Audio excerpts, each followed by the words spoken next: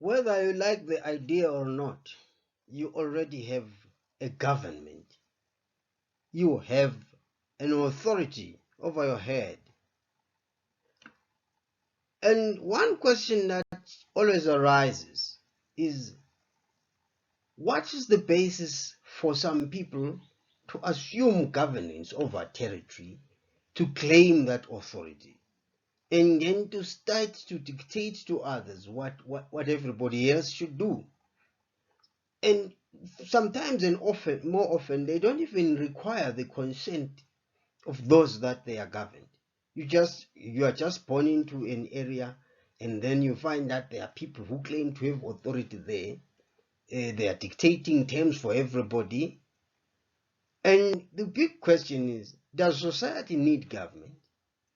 And what does it need government for? So, on the same note, what is the basis for this government? What are the reasons for the government? Who gives government the authority and the reason and the mandate to govern? Those are some of the questions that are discussed in this video.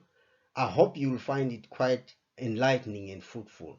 Thank you very much for being part of this. Well, you find that the creation of states and the emergence of authority was in response to the need for governance.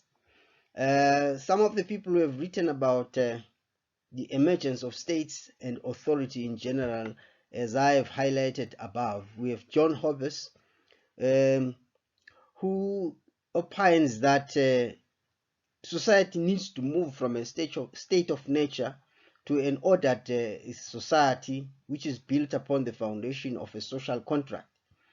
Meanwhile, Max Weber also goes on to say the state is an entity or a polity under a governance endowed with monopoly over the legitimate use of force, violence, and coercion.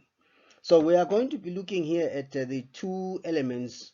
First, the consensus or the contract between the government and the governed, as well as the monopoly that the state wields over the use of legitimate force, violence, and coercion.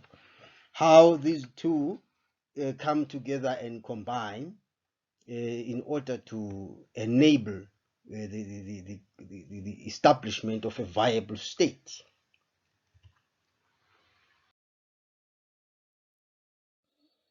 Max Weber identifies three sources of authority. He says there is traditional authority, there is charismatic authority, as well as legal authority. Now, by traditional authority, he is talking in terms of authority that is derived from the eternal past, based on habit, the emergence of kings, the emergence of queens, of course, knowing very well that traditional authority almost across the spectrum, that is the world societies and communities, has been based on patriarchy as a male-dominated, space. Then there is charismatic authority, whereby we are talking here about authority derived from persuasive leadership of heroic people who have unique personal traits which enable them to command that respect and that persuasive power over others. And then, of course, talking of legal authority as derived from the law contained in the constitutions, statutes, and other legal instruments. So, according to Max Weber, those are the three sources of authority, which basically then means looking at any person who wields public authority, we should be able to locate their source of authority within one of the three frameworks that are identified for us in the foregoing discussion. According to John Hobbes, who wrote a book titled Leviathan, you see, Hobbes takes it that before the formation of any state, life, rather people live in what he calls a state of nature. He says under a state of nature, it's a law of the jungle. It's a survival of the fittest kind of approach to life, whereby it is only the strong that are able to survive, because there is no legitimate authority to restrain abuse of person by another. Therefore, you find that it is only those who have the power to survive who then go on to, survive and push others around and so on and so forth. So things such as right to property, right to life, all these rights as we see them now enshrined in the modern Bill of Rights and constitutions, they do not exist in a state of nature.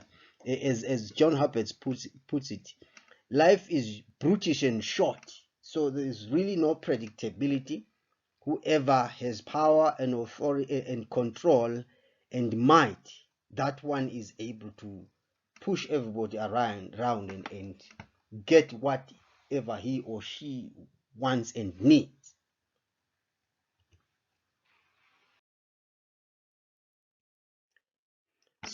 So Hobbes then opines that it is only a social contract that is able to cure the dangers and the excesses associated with the state of nature. He says then some people who are weak in society would then tend to surrender their personal liberties or personal sovereignty to a higher authority. And so what happens is that the masses surrender their authority to the higher authority in exchange for the protection that is then offered by that higher authority. In other words, when the millions of individuals surrender their authority to the state, they pledge to give allegiance to that state. They also pledge to pay taxes to that state.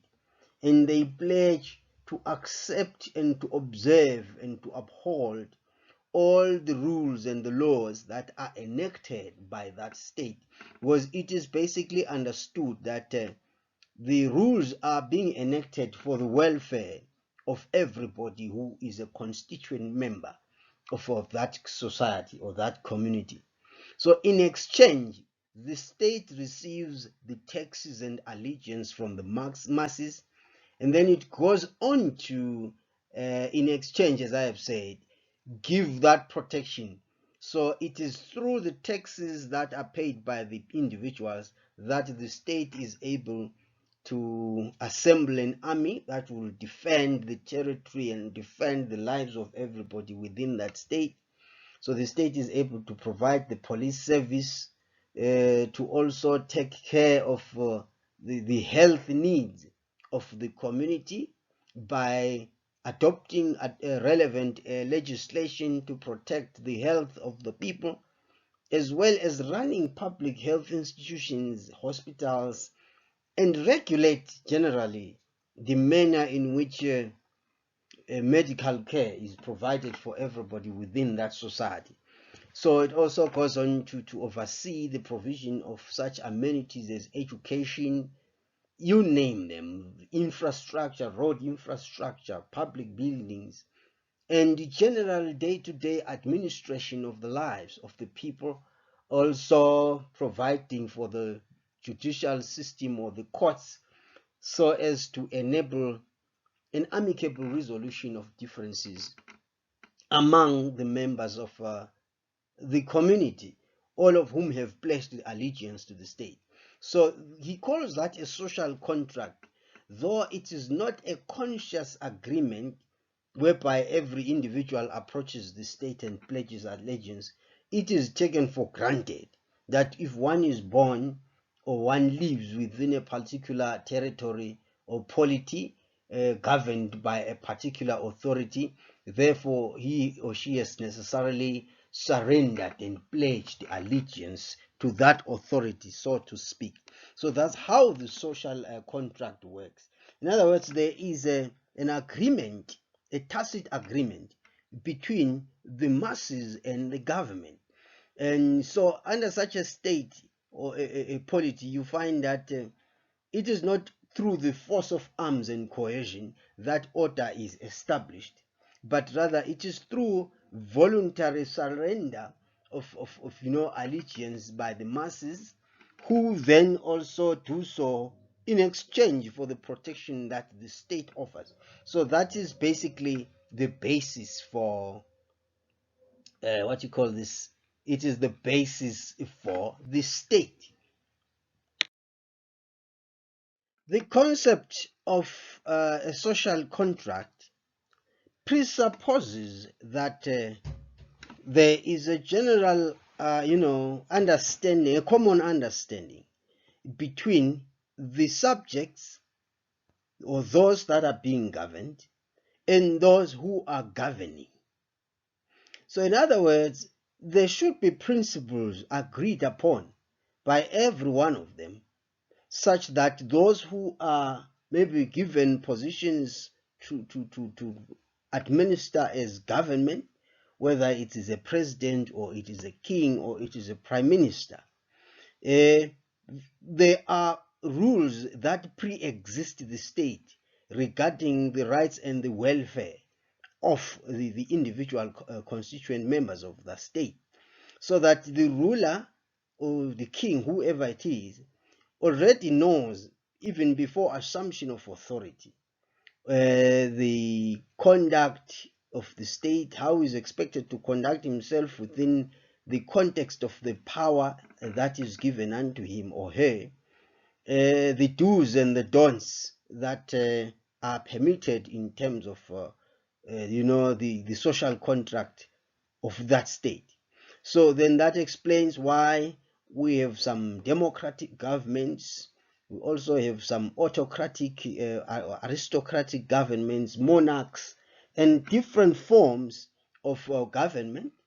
But the bottom line is that those who are governed must have at least an agreement of some kind. There must be a consensus of some kind in terms of how this authority is going to be exercised. It actually comes as a checklist given to the government. It is a standard against which the exercise of authority is analyzed or assessed or measured. So, which means before the adoption then of that social contract, there should really be a common understanding, as has been said, so that there will be that ability by everybody to review whether the government is acting in accordance with the social contract or there is a departure from the social contract. And one of the most controversial issues regarding Zimbabwe is that there was no social contract between the governed and the governors. ZANU-PF came to power after a war. That was a war to fight against colonialism, and therefore it was automatically assumed that everybody wanted government, ZANU-PF to govern as a new government, but the people did not participate broadly in giving a framework, a legal and an institutional framework under which they wanted to be governed. Because you must remember that the institution that brought ZANU-PF into governance, or rather the constitution that enabled ZANU-PF to govern, was drawn at Lancaster House in the United Kingdom, where the general masses of the land between Zambezi and Limpopo were not consulted. So it is appropriate then to say it amounted to putting the cart before the horse. That's why 41 years after that contract, that arrangement, there's still no social contract. Government still goes out to do as it pleases. with very little input from the masses. So you find that generally the state is run for the purpose of empowering those at the echelons, highest echelons of power. It is, in other words, a state that is run to empower the government, because the government then enjoys monopoly over the economic space, over the political space, literally commanding people's lives in every sector. That's why it is possible for the president to just wake up one day and say, everybody must go and get vaccinated. If you don't get vaccinated, you will not be able to trade, you will not be able to use public transport, and so on and so forth. That is precisely because the people have had no input in how the state should be run. As you imagine life in a new state with a new and a distinct social contract, you must be thinking along these lines. A democratic governance should be the basis for such a state, where there is rule by the people and there is a reverence for the people's sovereignty, as opposed to the Westphalian conceptions of sovereignty. Now, what do we mean by this? In terms of the Westphalian statehood, which became a fashionable idea about a state since the Treaty of Westphalia in 1648, it was assumed that a sovereign or an authority was endowed with absolute power, which enabled them to take life whenever necessary or whenever it felt like doing so, endowed with the competencies to deflower virgins or to chop limbs if it meant that they wanted to do so. Now, but we are talking about a different approach to sovereignty, where we are saying it is not so much about the absoluteness of the power, but rather it is the sovereignty based on the freedom of the people, whereby there is an adoption of enabling laws, giving people's opportunities to run businesses free from government interference. And we are also thinking in terms of the sanctity of property rights, where people are free to acquire properties and to enjoy their rights in their properties as they please. We are thinking also in terms of a society where there is absolute respect for socio-cultural diversity.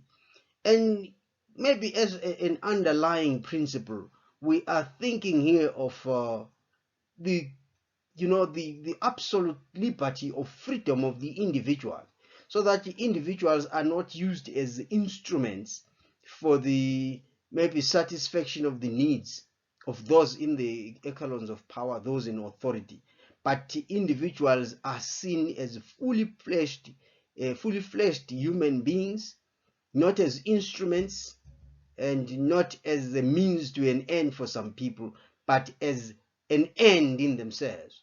So with that, I guess a more just and a more equitable and egalitarian society, where everybody is free to express themselves, would be, the idea of a modern state.